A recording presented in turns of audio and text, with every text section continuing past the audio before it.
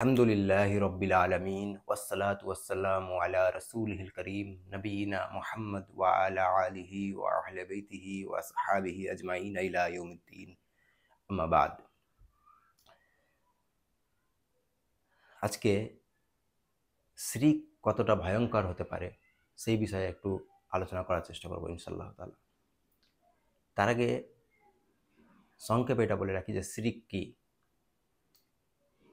শিরক হচ্ছে আল্লাহর রুবুবিয়াতে, আল্লাহর আসমা ও সিফাতে, আল্লাহর ইবাদতে কাউকে শরীক করা, অর্থাৎ আল্লাহর অংশীদার দাঁড় করানো। তুমি যখন কোনো কিছুকে বা কাউকে আল্লাহর অংশীদার দাঁড় করাবে সেটাই হচ্ছে শিরক। আল্লাহর শরীক করবে তুমি কাউকে, সেটাই শিরক।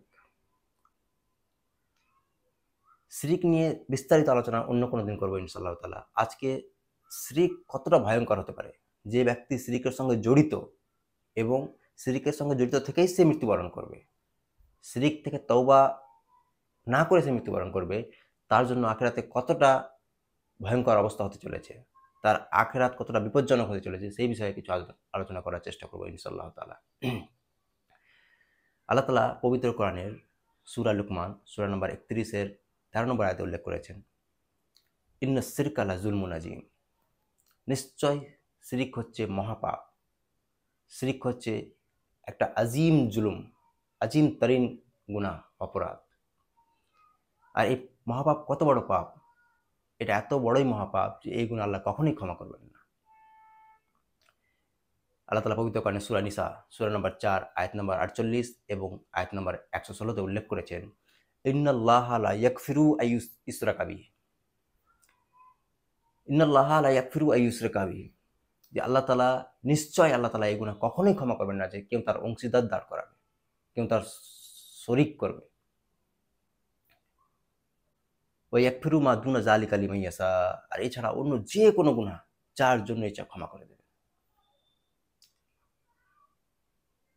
আল্লাহ তাআলা শিরকের গুনাহ কখনোই ক্ষমা করবেন না। আর যেহেতু শিরকের গুনাহ কখনোই ক্ষমা করা হবে না, তাই সে ব্যক্তি কখনোই জান্নাতে যেতে পারবে না। শিরক এমন একটা গুনাহ, যে গুনার কারণে জান্নাতে যাওয়ার রাস্তা হামেশা হামেশার জন্য বন্ধ হয়ে যায়।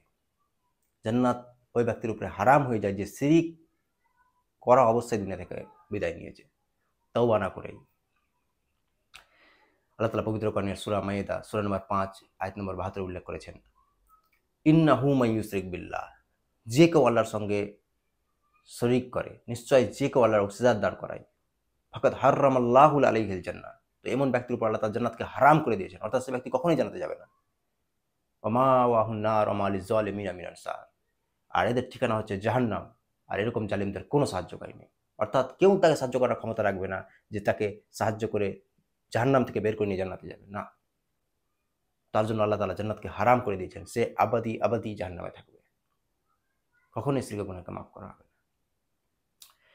আল্লাহ তাআলা পবিত্র কোরআনের সূরা আনাম সূরা নম্বর 6 আয়াত নম্বর 83 থেকে নিয়ে 87 পর্যন্ত আল্লাহ তাআলা ইব্রাহিম আলাইহিস সালাম এবং তার খানদানে, তার বংশে যে সমস্ত নবীদের পাঠিয়েছেন, তার মধ্যে 18 জন নবীর কথা উল্লেখ করেছেন এবং আল্লাহ তাআলা বলেছেন যে তারা কতটা সৎ ছিল, কতটা নেক ছিল।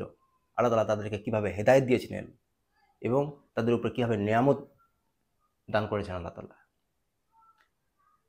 আল্লাহ তাআলা তাদেরকে নবুয়ত দান করেছেন। এই সব কিছু উল্লেখ করার পর আল্লাহ তাআলা তাদের উপর আল্লাহর যে দয়া, সেগুলো সব কিছু উল্লেখ করার পর আল্লাহ তাআলা বলেছেন, ওয়ালাউ আসরাকু লাহাবিতা আনহুম মা কানু ইয়ামালুন, আর যদি তারাও শিরক করত, আল্লাহ তাআলা এই নবীদের কথা বাই নেম 18 জন নবীর কথা উল্লেখ করেছেন এবং বলছেন যদি তারাও শিরক করত, লাহাবিতা আনহুম মা কানু ইয়ামালুন, তো তারাও যে আমল করেছে তা সব বরবাদ হয়ে যেত।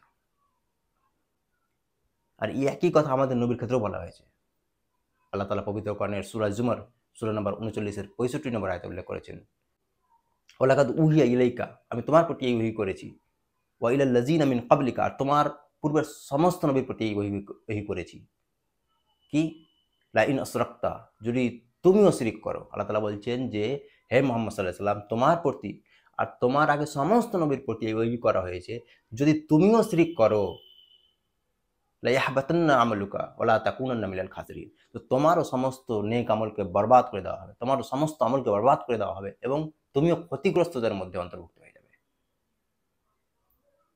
সুবহানাল্লাহ। কত বড় কথা! আল্লাহ তাআলা বলছেন যে মুহাম্মদ সাল্লাল্লাহু আলাইহি সাল্লামের প্রতি এবং মুহাম্মদ সাল্লাল্লাহু আলাইহি সাল্লামের আগে সমস্ত নবীর প্রতি ওহী করা হয়েছে, যদি তুমিও শিরক করো তাহলে তোমারও সমস্ত আমলকে বরবাদ করে দেওয়া হবে এবং তুমিও ক্ষতিগ্রস্তদের অন্তর্ভুক্ত হয়ে যাবে।